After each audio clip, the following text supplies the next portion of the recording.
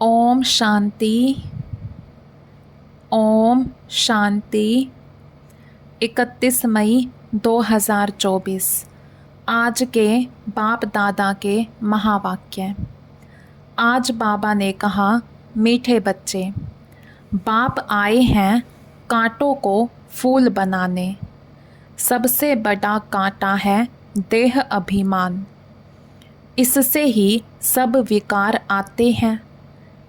इसलिए देही अभिमानी बनो। बाप आए हैं कांटों को फूल बनाने।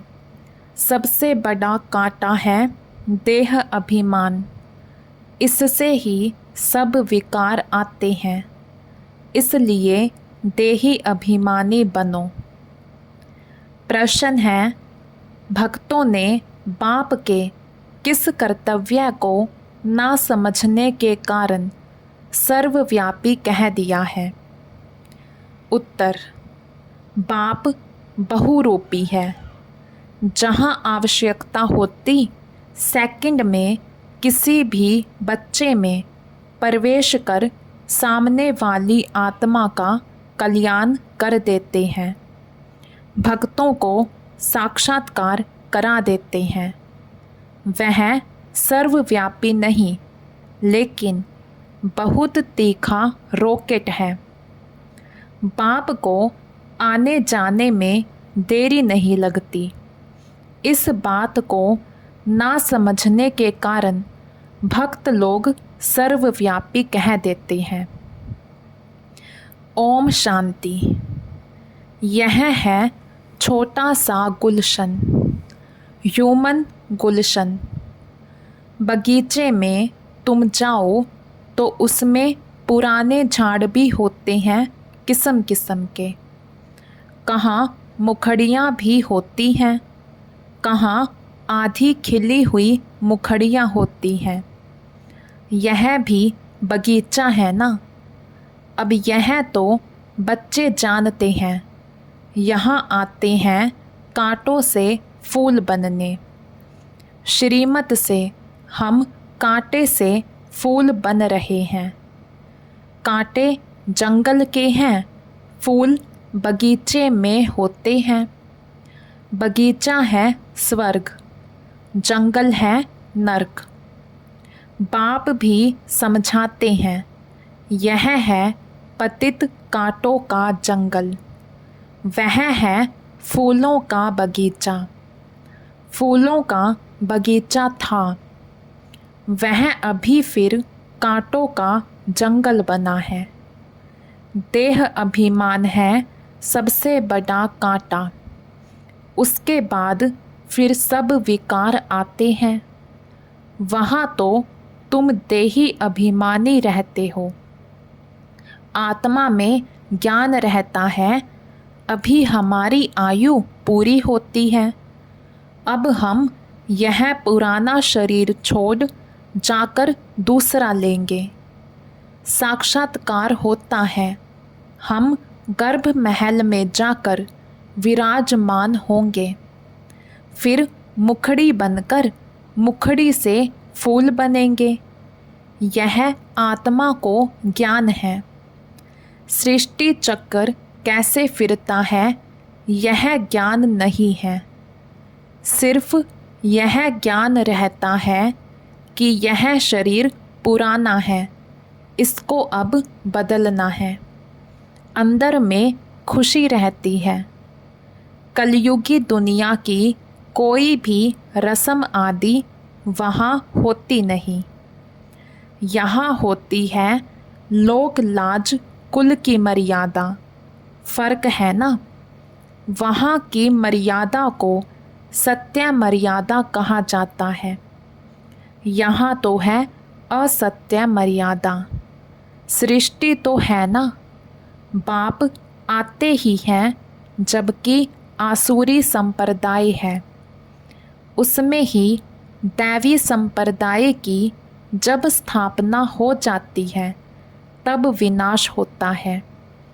तो ज़रूर आसुरी संप्रदाय है, उसमें ही दैवी गुण वाली संप्रदाय स्थापन हो रही है। यह भी समझाया है, योग बल से तुम्हारे जन्म जन्मांतर के पाप नष्ट होते हैं।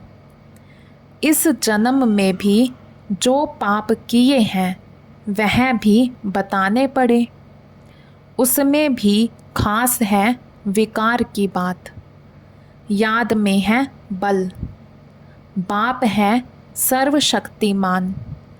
तुम जानते हो जो सर्व का बाप है, उनके साथ योग लगाने से पाप भस्म होते हैं।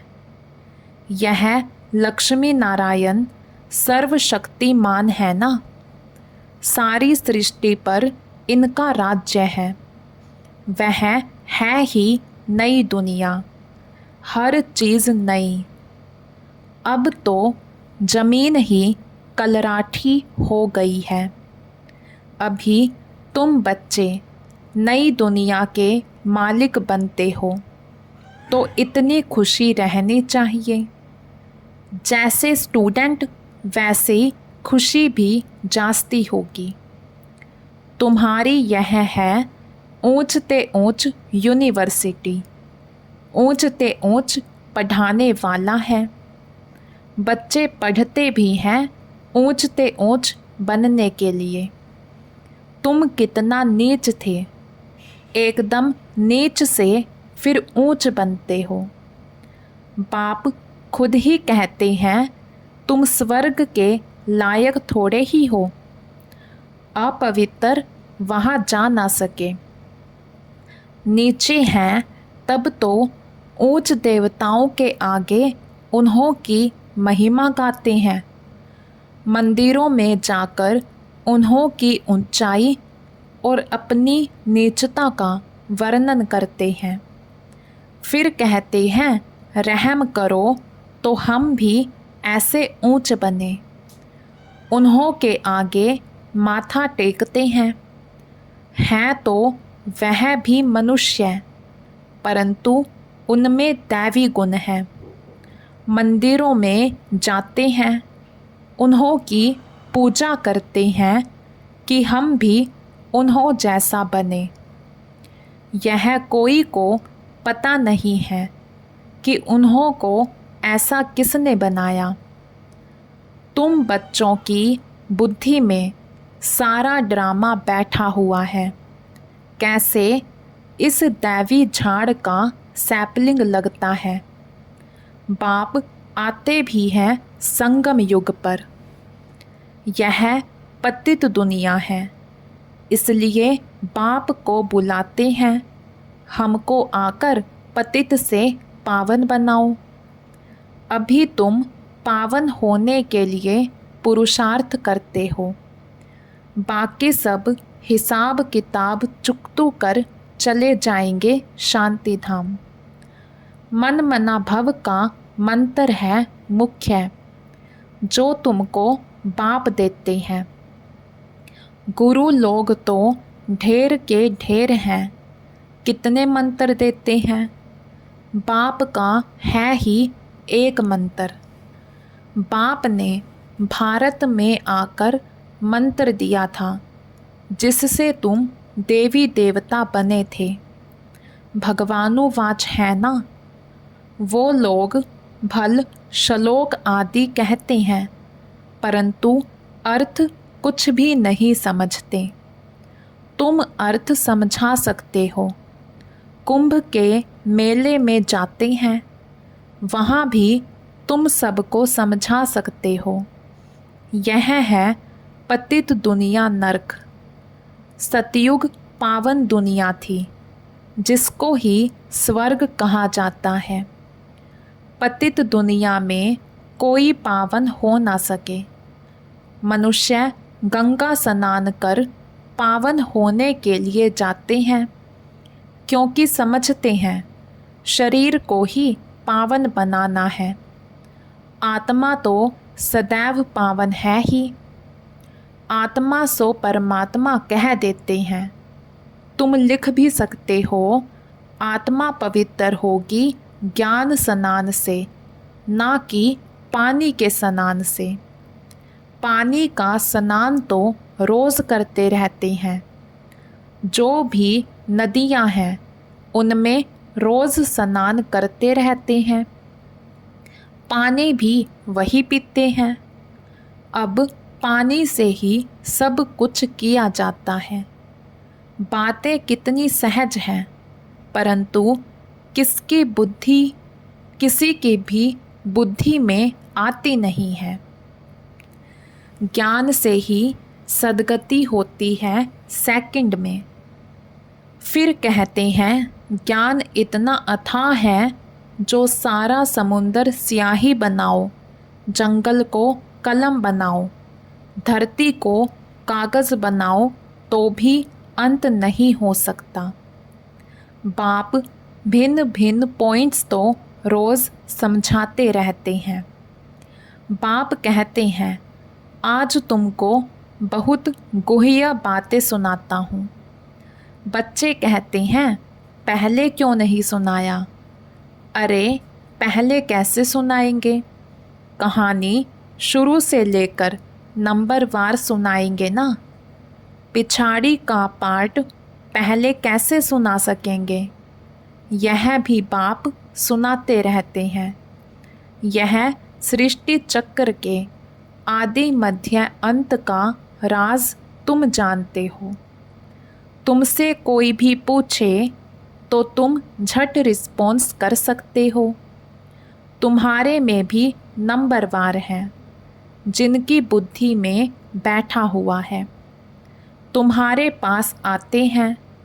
पूरा रिस्पॉन्स नहीं मिलता है तो बाहर जाकर कहते हैं यहाँ तो पूरी समझानी नहीं मिलती है, फालतू चित्र रखे हैं, इसलिए उन्हें समझाने वाले बड़े अच्छे चाहिए, नहीं तो वह भी पूरा समझते नहीं हैं।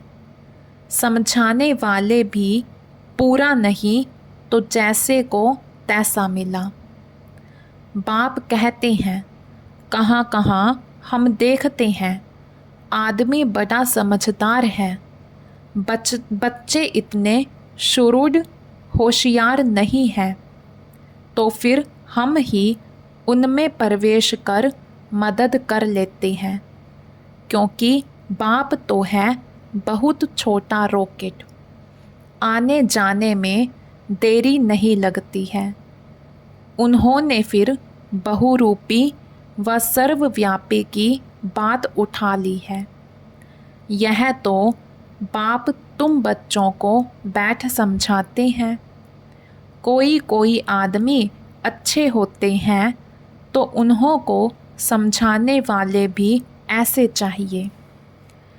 आजकल तो कोई छोटेपन से भी शास्त्र कंठ कर लेते हैं, क्योंकि आत्मा संस्कार ले आती है। कहाँ भी जन्म ले फिर वहाँ वेद शास्त्र आदि पढ़ने लग पड़ेंगे। अंतमति सो गति होती है ना, आत्मा संस्कार ले जाती है ना। अभी तुम बच्चे समझते हो, आखिर वह दिन आया आज, जो स्वर्ग के द्वार सच सच खुलते हैं। नई दुनिया की स्थापना, पुरानी दुनिया का विनाश होना है। मनुष्यों को तो यह भी पता नहीं कि स्वर्ग नई दुनिया में होता है। तुम बच्चे ही जानते हो।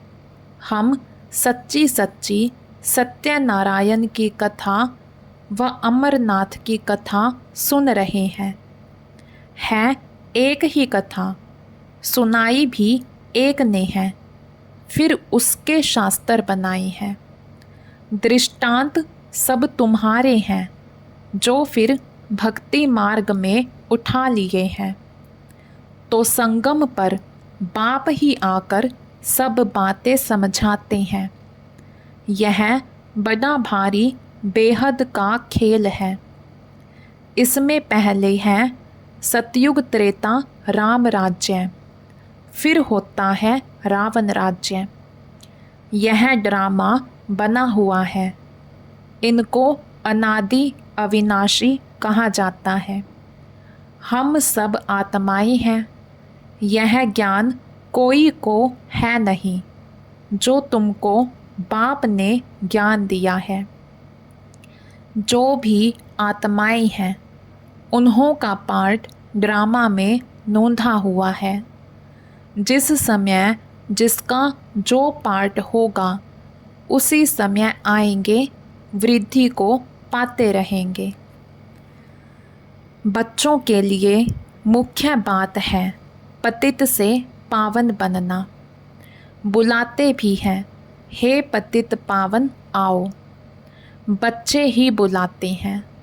बाप भी कहते हैं, हमारे बच्चे काम चिता पर बैठ भस्म हो गए हैं। यह है यथार्थ बातें। आत्मा जो अकाल है उनका यह तख्त है, लोन लिया हुआ है। ब्रह्मा के लिए भी तुमसे पूछते हैं, यह कौन है? बोलो, देखो लिखा हुआ है भगवानुवाच, मैं साधारण तन में आता हूँ। वह सजा हुआ श्री कृष्ण ही 84 जन्म ले साधारण बनता है। साधारण ही फिर वह कृष्ण बनता है। नीचे तपस्या कर रहे हैं, जानते हैं हम यह बनने वाले हैं। त्रिमूर्ति तो बहुतों ने देखा है, परंतु उनका अर्थ भी चाहिए ना। स्थापना जो करते हैं फिर पालना भी वही करेंगे। स्थापना के समय का नाम रूप देश काल अलग, पालना का नाम रूप देश काल अलग है। यह बातें समझाने में तो बड़ी सहज है। यह नीचे तपस्या कर रहे हैं, फिर यह बनने वाले हैं। यही 84 जन्म ले यह बनते हैं। कितना सहज ज्ञान है सेकंड का। बुद्धि में यह ज्ञान है, हम यह देवता बनते हैं। 84 जन्म भी इन देवताओं को ही लेने हैं, और कोई लेते हैं क्या? नहीं। 84 का राज भी बच्चों को समझा दिया है। देवताएं ही हैं जो पहले पहले आते हैं। खिलौना होता है ना मछलियों का। मछली ऐसे नीचे आती है, फिर ऊपर चढ़ती है। वह भी जैसे सीढ़ी है। भरमरी, कछुए आदि के भी जो मिसाल दिए जाते हैं वह सब इस समय के हैं। भरमरी में भी देखो कितना अकल है। मनुष्य अपने को बहुत अक्लमंद समझते हैं, परंतु बाप कहते हैं भरमरी जितना भी अकल नहीं है। सर्प पुरानी खाल छोड़कर नई ले लेते हैं। बच्चों को कितना समझदार बनाया जाता है, समझदार और लायक। आत्मा अपवित्र होने के कारण लायक नहीं है, तो उनको पवित्र बनाए लायक बनाया जाता है। वह है ही लायक दुनिया। यह तो एक बाप का ही काम है जो इस सारी सृष्टि को हेल से हेवन बनाते हैं। हेवन क्या होता है यह मनुष्यों को पता नहीं है। हेवन कहा जाता है देवी देवताओं की राजधानी को। सतयुग में है देवी देवताओं का राज्य। तुम समझते हो सतयुग नई दुनिया में हम ही राज्य भाग्य करते थे। 84 जन्म भी हमने ही लिया होगा। कितना बार राज्य लिया है और फिर गवाया है, यह भी तुम जानते हो। राम मत से तुमने राज्य लिया है, रावण मत से राज्य गवाया है। अभी फिर ऊपर चढ़ने लिए तुमको राम मत मिलती है, गिरने लिए नहीं मिलती है। समझाते तो बहुत अच्छी तरह से हैं, परंतु भक्ति मार्ग की बुद्धि बड़ी मुश्किल चेंज होती है। भक्ति मार्ग का शो बहुत है, वह है दुबन, माना दल दल, एकदम गले तक उसमें डूब पड़ते हैं। जब सभी का अंत होता है तब मैं आता हूँ, सभी को ज्ञान से पार ले जाता हूँ। मैं आकर इन बच्चों द्वारा कार्य कराता हूँ। बाबा के साथ सर्विस करने वाले तुम ब्राह्मण ही हो, जिनको खुदाई खिदमतगार कहा जाता है। यह सबसे अच्छे ते अच्छी खिदमत है। बच्चों को श्रीमत मिली है, ऐसे ऐसे करो, फिर उनसे छांट कर निकलेंगे। यह भी नई बात नहीं है। कल्प पहले भी जितने देवी देवता निकले थे वही निकलेंगे। ड्रामा में नूंद है, तुमको सिर्फ पैगाम पहुंचाना है बहुत सहज। तुम जानते हो भगवान आते ही हैं कल्प के संगम पर, जबकि भक्ति फुल फोर्स में है। बाप आकर सबको ले जाते हैं। तुम पर अभी बृहस्पति की दशा है। सब स्वर्ग में जाते हैं, फिर पढ़ाई में नंबरवार होते हैं। कोई पर मंगल की दशा, कोई पर राहु की दशा बैठती है। अच्छा, मीठे मीठे सिक्के लधे बच्चों प्रति माता पिता बाप दादा का याद प्यार और गुड मॉर्निंग। रूहानी बाप की रूहानी बच्चों को नमस्ते। हम रूहानी बच्चों की रूहानी बाप दादा को दिल व जान शिकवा प्रेम से नमस्ते जी, नमस्ते जी। धारणा के लिए मुख्य सार। फर्स्ट पॉइंट, लायक और समझदार बनने के लिए पवित्र बनना है। सारी दुनिया को हेल से हेवन बनाने के लिए बाप के साथ सर्विस करनी है। खुदाई खिदमतगार बनना है। सेकंड पॉइंट, कलयुगी दुनिया की रस्म रिवाज, लोक लाज, कुल की मर्यादा छोड़ सत्य मर्यादाओं का पालन करना है। दैवी गुण संपन्न बन दैवी संप्रदाय की स्थापना करनी है।